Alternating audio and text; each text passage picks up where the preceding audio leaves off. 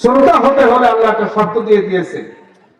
আল্লাহ রাব্বুল আলামিন কোরআনে কারীমের সূরা মুজাদালার ভিতরে আল্লাহ রাব্বুল আলামিন জানিয়ে দিয়েছেন, হে ঈমানদারগণ, হে বিশ্বাসীগণ, তোমাদেরকে যখন বলা হয় ইয়া আইয়ুহাল্লাযীনা আমানু ইযা কিলা লাকুম তাফাসসাহু ফিল মাজালিস, আল্লাহ পাক বলেন, হে ঈমানদারগণ, যখন তোমাদেরকে কোনো মাজলিসে বসার জন্য বলা হয়, চেপে চেপে সরে সরে সুন্দর করে তোমরা বসার নির্দেশনা তোমাদেরকে দেওয়া হয়, সাথে সাথে চেপে চেপে সরে সরে সুন্দর পরিবেশ করে তোমরা বসবা।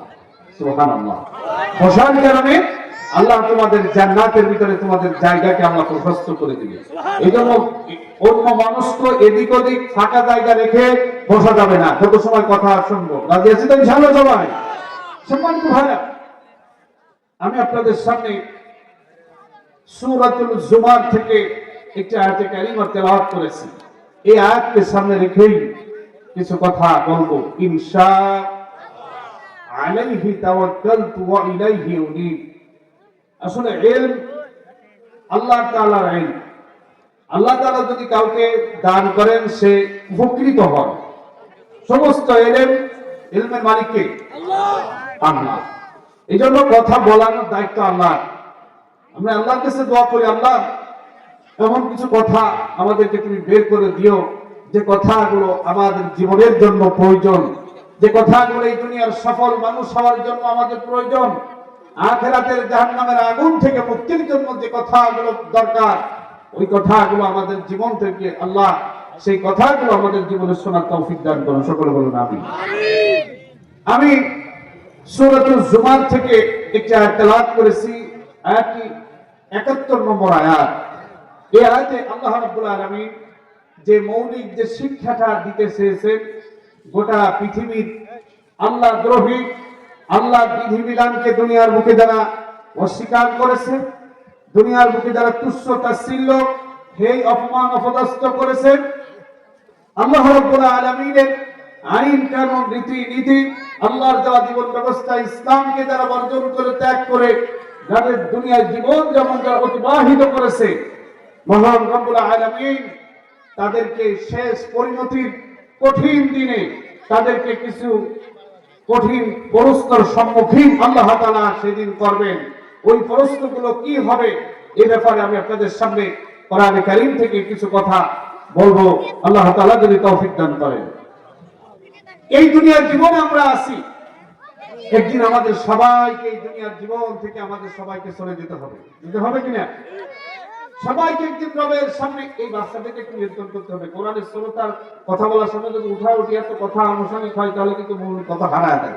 এখনো শীতের রাত বেশি, এই জন্য বিশেষ করে বাচ্চাদের যার যা বড়দের পাশে আছে আপনারা একটু তাদেরকে নিয়ন্ত্রণ করবেন, আওয়াজ করার দরকার নেই। আমি যে কথা বলতেছিলাম ভাইরা, এই দুনিয়ার জীবনের একদিন পরিসমাপ্তি ঘটবে। দুনিয়ার সাময়িক কিছুদিন জীবনের পরিসমাপ্তি ঘটবে এবং এর সব কিছু পাই বিচারিত হবে মহান রব আল্লাহ রাব্বুল আলামিনের সামনে। সেদিন যদি এই দুনিয়ার জীবন যদি ভালোভাবে যদি কেউ জীবন যাপন করতে পারে, তাহলে সেদিন সে সফলকাম মানুষের কাতারে শামিল হবে। আর এই দুনিয়ার সাময়িক কিছুদিন এই সমাজে যদি রবের অবাধ্য হয়ে, রবের নাফরমানি, রবের হুকুমকে বর্জন করে নিজের ইচ্ছা খেয়াল খুশি মতো যদি জীবন অতিবাহিত করে, তাহলে তার জন্য কঠিন বিপদের সম্মুখীন হতে হবে। যেটা আমি আয়াতে কারিমা থেকে তেলাওয়াত করেছি, ব্যাপারে আপনাদের সামনে কথা বলবো। আল্লাহ রাব্বুল আলামিন বলেন, ওয়াসিকাল্লাযীনা কাফারু ইলা জাহান্নামা যুমারা হাত্তা ইযা জাউহা ফুতিহাত আবওয়াবুহা وقال لهم خزنتها ألم يأتكم رسل